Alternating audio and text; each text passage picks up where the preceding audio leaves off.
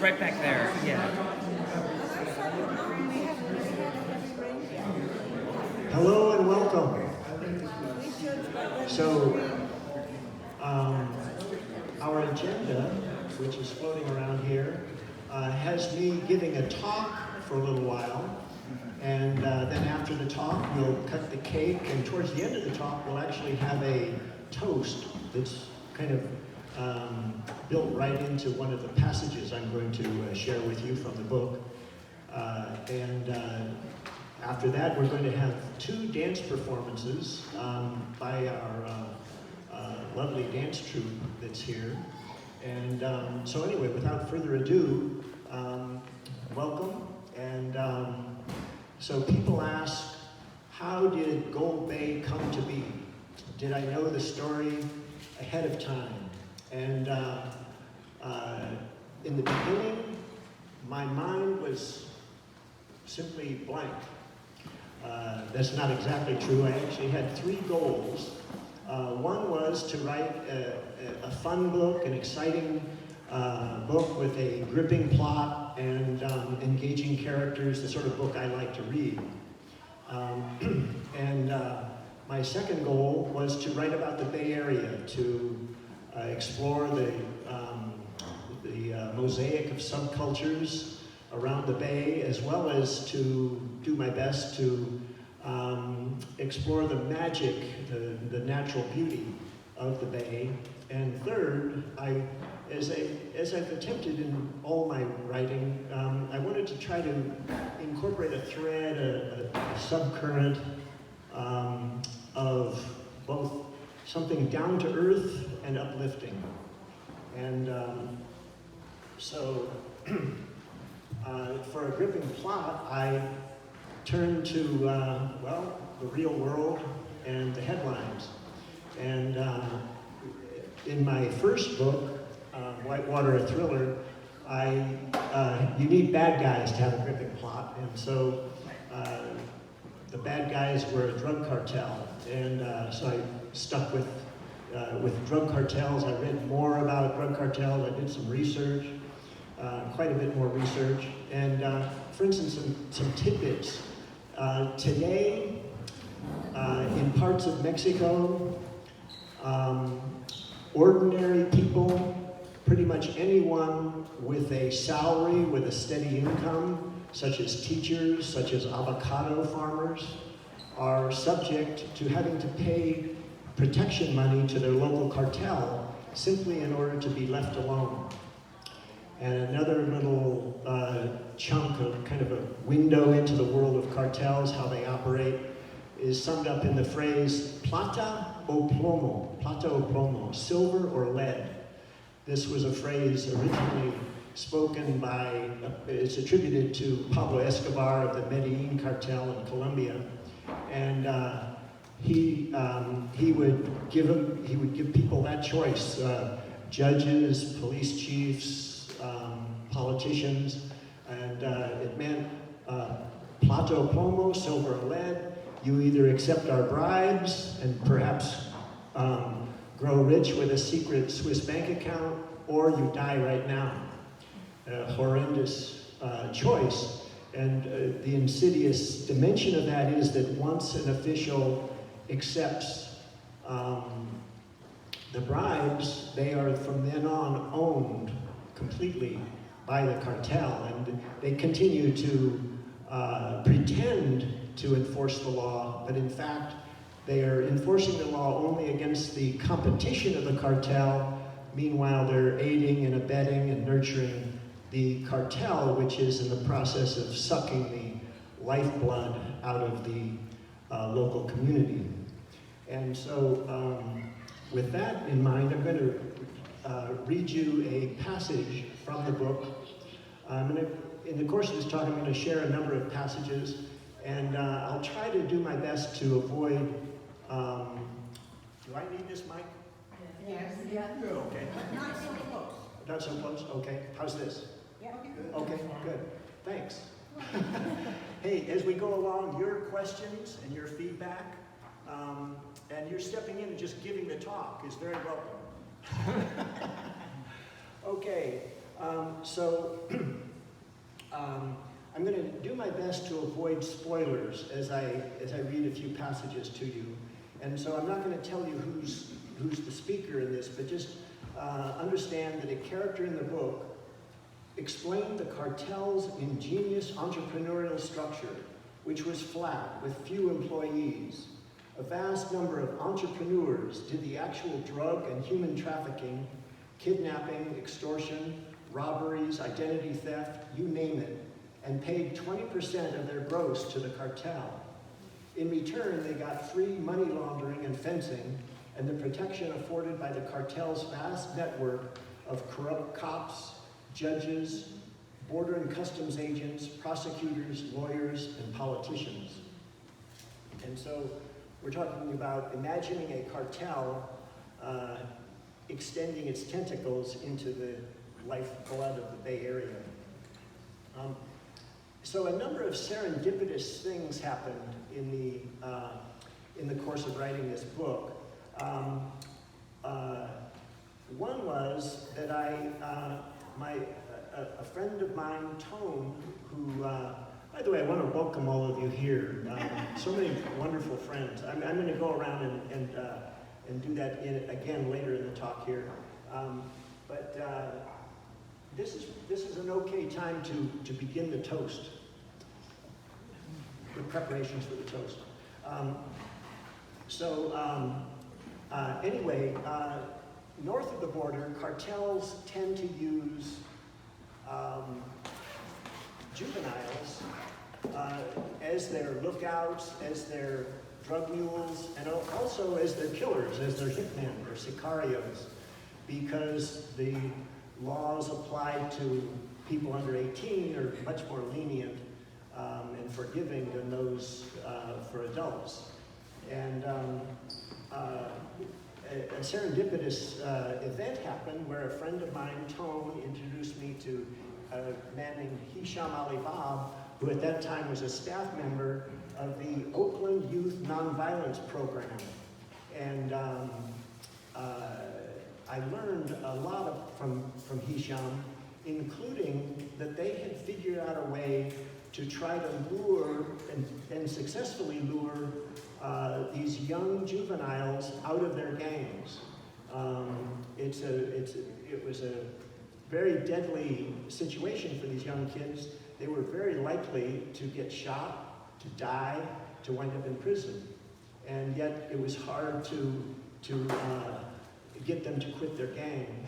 However, they found that if they could talk to these young kids shortly after they were shot, and in other words, in the hospital within, say, 36 hours, when that pain of the wound was real and fresh, they could talk to them, especially if it was a compassionate mentor sort of person. They could often talk these young kids into leaving their gang. And so it was an extraordinary achievement to be able to do. And kind of with that in mind, I'm going to quote another passage from the book that reflects that whole aspect of cartel activity. All right, so in this passage, it's not a spoiler to tell you that Adam is the main point of view character in the book. The story is largely told from his point of view. And Vocab is a young boy, 15, and his friend Rashid, 12, age 12. They are former hitmen for this cartel that's portrayed in this novel. And but they're being hunted by the cartel because the cartel doesn't allow anybody to leave the cartel. And also El Matador and El Dragon are honchos of the cartel, which is called La Casa. So here we go. Adam was incredulous. You know my Uncle Peace? Sure do. Me and Vocab got shot bad, see? Rashid pulled up his hoodie sweatshirt to reveal a scar bulging from his little stomach. Peace found us in the hospital. The pain was so bad, so bad. Vocab, you and Vocab work for La Casa? We did, but not now. Peace helped us see. If we stayed working for La Casa, we were on a fast road to more and more pain and prison and death. You're up here working, you're not up here working as a lookout for La Casa? No, El Matador, El Dragon, La Casa put out a contract on me and Vocab. So you're up here, why? Asked Adam. Vocab don't know I'm here, but La Casa don't let nobody quit. They trying to hunt us down and kill us. The boy's eyes filled with tears. They never gonna let us alone. We'll never be free unless I kill them. So, a little glimpse into the plot of the story. Another amazing kind of thing happened, amazing in my mind. One of the Lake Ridge Club members invited me along on a meth bust in Oakland. And I found myself in a squad room in the Oakland Police Department with a whole bunch of police officers planning this bust. They planned out every detail from how eight or so squad cars would all converge on the meth house and surround it, and exactly who would bust down the door with what they called the key, which is a battering ram, and planned out every detail. And in the midst of this meeting, the sergeant in charge turned to me and he said, "So Bill, this is a dangerous neighborhood, but you need to stay across the street during this bust, and you probably won't get robbed." And so I thought, oh,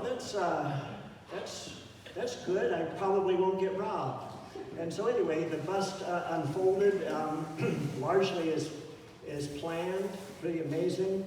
And once they had the whole place locked down, everybody in handcuffs and so on, Demetrius came and walked me through the whole place and showed me what they found and so on. Very interesting.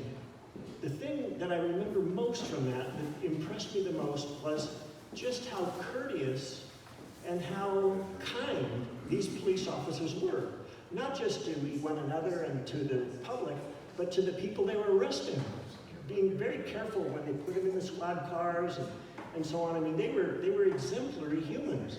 And so they had something going among themselves. There was a spirit of not being an out-of-control cop, but being, a public servant. And so I was so impressed by that. And I'm going to read you a passage here that reflects this, but it also takes a little poetic license and attributes the inspiration to a character of mine. And so just bear in mind, the Oakland police are already on this path without my participation, or with the participation of my character. Anyway, and this passage is spoken by a black Oakland police officer whose name is BC. BC paused, studied Adam, then leaned forward with even more intensity. "What's really wild, I can hardly believe it myself. Adam, peace is changing the mindset of the Oakland police. He's doing the ride-alongs, taking part in squad room meetings and narc squad busts. The guy's amazing, who he is, his presence, his compassion. Instead of the old us versus them mindset, peace is helping us see it's all us, like a Vulcan mind meld. Inside the department, we're getting it together. And also with the community, we're connecting, we're seeing things from the other guy's point of view. This all sounded far-fetched. After all, they were talking about Adam's goofy Zen Buddhist flower child Uncle Peace, but BC definitely had Adam's attention." All right. So perhaps the research for this book, in a way, I love you guys. You guys are fantastic. I love the smiles I see out there. Thanks for being here again. So really, my lifetime of growing up in the Bay informed this book in so many ways. For instance, there's a little passage that reflects remembering an incident that happened when I was, thank you, when I was sailing a tipsy sailing canoe around the bay with my brother. And when you think of a tipsy canoe and a sail, those shouldn't go together. They don't go together. But it was the best boat we had, the only boat we had, so we used that to sail around the bay, and we're just plain lucky to survive. On another occasion, some high school friends and I sailed through the night, took all night long, sailed from Marin to Brooks Island, which is right off the coast of Richmond. And we crossed the shipping lanes. We saw these ships going by in the night. Well, we were just plain lucky not to get run over. And then later I was a skipper with the Trade Wind Sailing Club, which Al is part of, and sailed all over the bay and so on. One of the things that really struck me and was something that happened a number of times when I sailed what's called the slot. Sailors in the bay know about the slot. It's the zone of the bay that extends from Golden Gate Bridge in the west across to the bay, to the shore of Berkeley on the east side of the bay, and the other borders of this thing they call the slot are the northern shore of San Francisco and the southern shore of Angel Island, a big rectangle there where the high winds tend to occur, the currents are strong, the fog is most dense, and the shipping is very busy. So you have those four things. All of those are navigation challenges. And so it makes a very exciting place to sail. And as a result, for instance, the windsurfers and the kiteboarders like to launch off the shore of Crissy Field, which is the northern shore of the Presidio, and they like to tack back and forth across the slot just inside the Golden Gate Bridge. Well, one of the things I saw many times was how they would swarm and play chicken with the big ships. And so big container ships, maybe a quarter-mile long, 200 feet wide, are picking up speed. They're throwing up a bow wave that's 20 feet high. They are going. Time is money. They're going. There's no way to stop. They're screaming out the gate. And these fools on their windsurfers and their kiteboards time their passing, time their crossing, so they cut right across the bows of these big ships. So close that if they were to fall, which happens frequently, to fall in the water, it's not a big deal to fall in the water normally because you can recover and get back up and start sailing again. But they would cut so close that if they fell right when they were passing in front of the ship, there wouldn't be time for them to get back going. And they would be run over and chopped to smithereens by the propellers of these ships. And thank God I never saw anybody fall right in front of these ships, but I saw them play chicken over and over. And this made its way into the book in the form of something called the Bay Way, and I'll let you discover that for yourselves.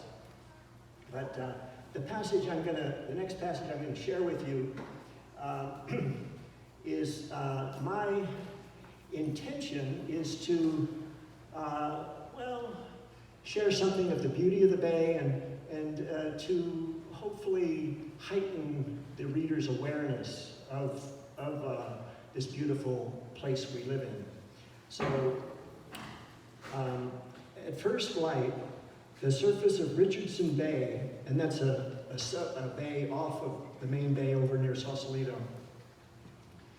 At first light, the surface of Richardson Bay glistened smooth and calm, riding an incoming tide, wavering ribbons of glassy water meandered across a vast black carpet of tiny waves.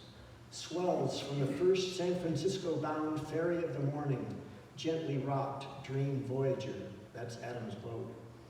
The fog of the day before had disappeared.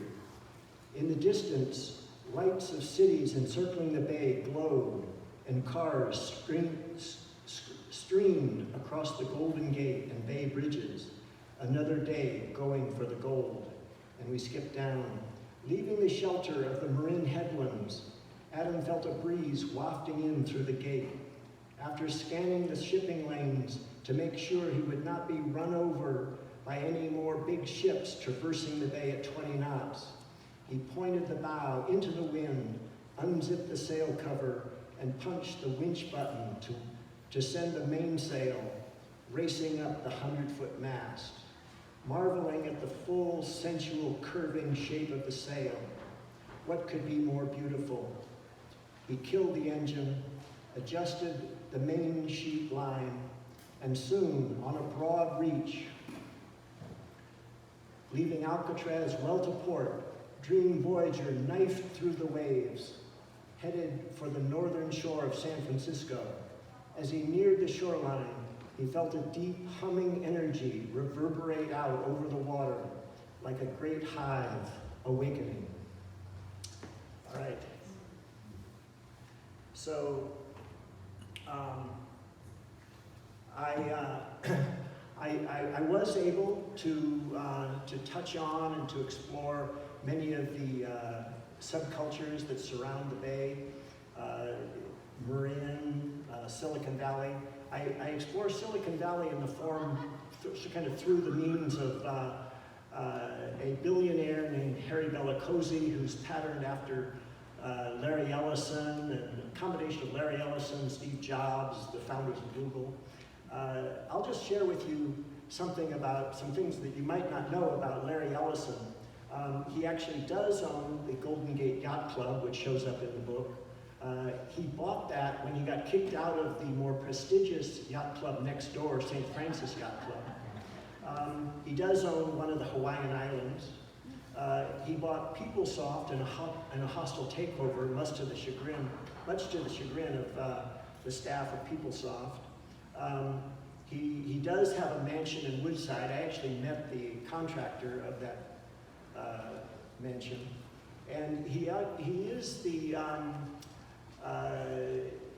he's the collector of magnetic sculptures, stone sculptures that are from a tributary of the Yuba River.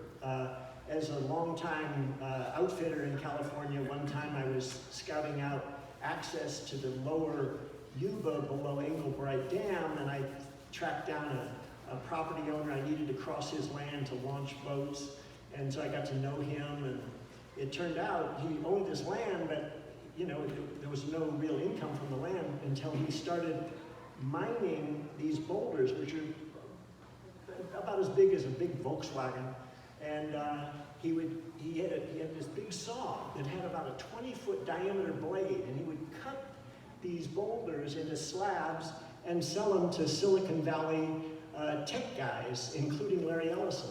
And so I think this is pretty much the first word of this leaking out into the world of his magnetic stone. Anyway, that's part of the book. Of course, I talk about Oakland and both its troubles, but also I try to represent the positive things that are going on in Oakland as well. These monumental street murals, the kind of craftsmen and amazing creativity that's going on there. For instance, a Trojan horse. One of our Lake Ridge Club members, Chris Webb, built a horse for Burning Man there that was a giant monumental Trojan horse, 40 feet tall. That shows up in the book. And also, of course, the vibrant food scene and so on around Jack London Square. How many people know where Albany Bulb is? Albany Bowl? Albany Bulb. Okay, well, not everybody, but some people do. Well, it's a peninsula that juts into the bay from the shore of Albany. And it was a homeless encampment for a number of years. It was also the scene of full moon witches' coven rituals. And I thought, what better place to have a zany cult have its meetings? And so that's what happens there in the novel. And I also wanted to include our fair town of El Sobrante in the story. And For me, and I'm embellishing here, of course, but for me, El Sobrante represents a sanctuary, a place of friendship and kindness. And so I'm going to share with you a passage that reflects that.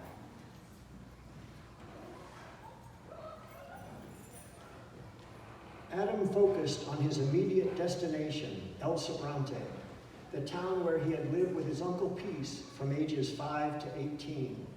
Nestled in the East Bay Hills, in a grass-sloped valley between Richmond and Orinda, the low-key town of El Sobrante, which means the leftover in Spanish, was, or used to be, insulated from the frenzied tech boom zeitgeist that permeated the rest of the Bay Area. Perhaps because the property values and hence rents and mortgage payments were lower here, people felt less driven, more relaxed.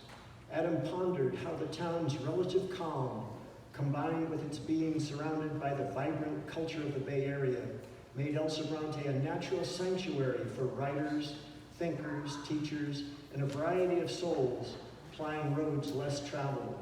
Unlike many parts of the Bay Area, in El Sobrante it was still self-evident that the latest hot new restaurant or the next big new thing was less important than one's own inner life. Here, there was less craziness, more time to cultivate relationships, and space to carve out a life in touch with one's own heart, one's own soul. Here, people could actually hear one another talk in restaurants. Suddenly, from nowhere, came the thought, not much longer. All right. There's also scenes that happen right here at the Lake Ridge Club in the book, but I will let you discover those for yourself. And, well, I was thinking of going one by one around and thanking each person and praising each person. And so maybe I should do that. But anyway, I think I want to just say thank you. So many of you played a role in helping me create this book, and I really appreciate you. And so thanks so much. And so just look around you and know that you're surrounded by great souls, and you're a great soul. And so on that note, actually, I'm going to we're going to soon have a toast, but before we jump into that, there's a passage here that includes a toast built into the very passage. So we're gonna hear the passage and toast as we hear it. Soon we're going to cut the cake, and we're going to have 2 dance performances by our dance troupe. By a stroke of incredible good luck, we have copies of Gold Bay for sale. It's just amazing serendipitous event. And the regular price is $14.95 plus tax. Today, flat $10. By the way, if you would like to hear about future book launches and events, be sure to sign the mailing list that's at the end of the table and right here. Also, I wanted to mention that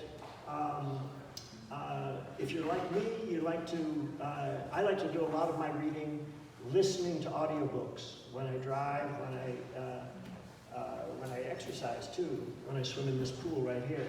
And so for those of you who like audiobooks, I have some free downloads. They're review copies, which means that if you buy a book and you will promise to post 2 or 3 reviews, maybe on Amazon, on Audible, on Goodreads. It can be very brief. Anyway, I have free downloads for the audiobooks with you, and I'll share with you just a chunk of wisdom. It's summed up in 4 words. It's just one of the greatest things ever said in the English language. And it goes like this. Books make great gifts. All right. Okay, so we're going to conclude with a final little quotation from the book, and I'm not going to avoid spoilers, I'm not going to say who's speaking here, but the intention of this is to be part of that third goal, which is to have something uplifting in the midst of this gripping thriller. So this character, who, like everyone else, had been enjoying the wine, let loose. Well, a little something I've learned is that all of us have within ourselves direct access to the wellspring of universal energy, unlimited awareness, full perpetual access to the Creator. Each of us is, now and always, whole, okay, and where it's at. So there's more to come of that little passage, but let's toast to that. We are whole, okay, and where it's at. Everybody is.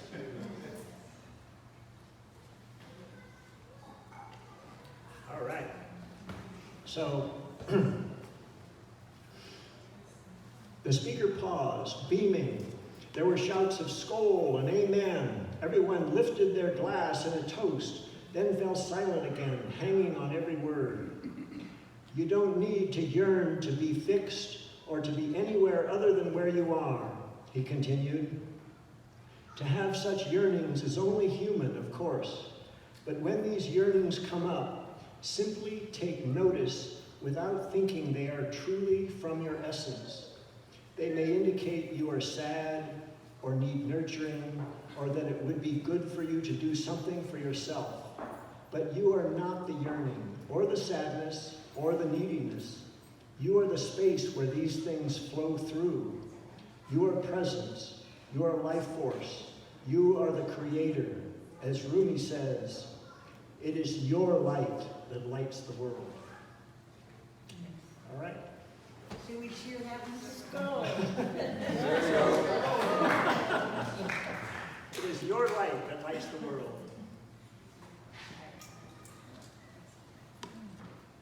All right. Well.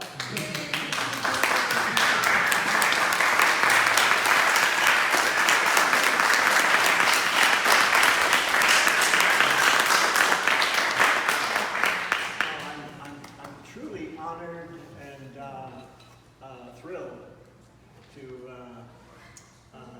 to be here and to share this with you. So I think we should probably move to the next phase, and there's enough alcohol here for a group far larger. So drink up, and so we're going to cut the cake, and you guys are so well behaved. You guys should just mob the cake or something. Is it chocolate? It's chocolate. Oh, see, that is the dance. That is the dance. What do you guys think? You want the dance now? Let's do the dance now. Okay. What we need to do then is They're busy drinking, but. everybody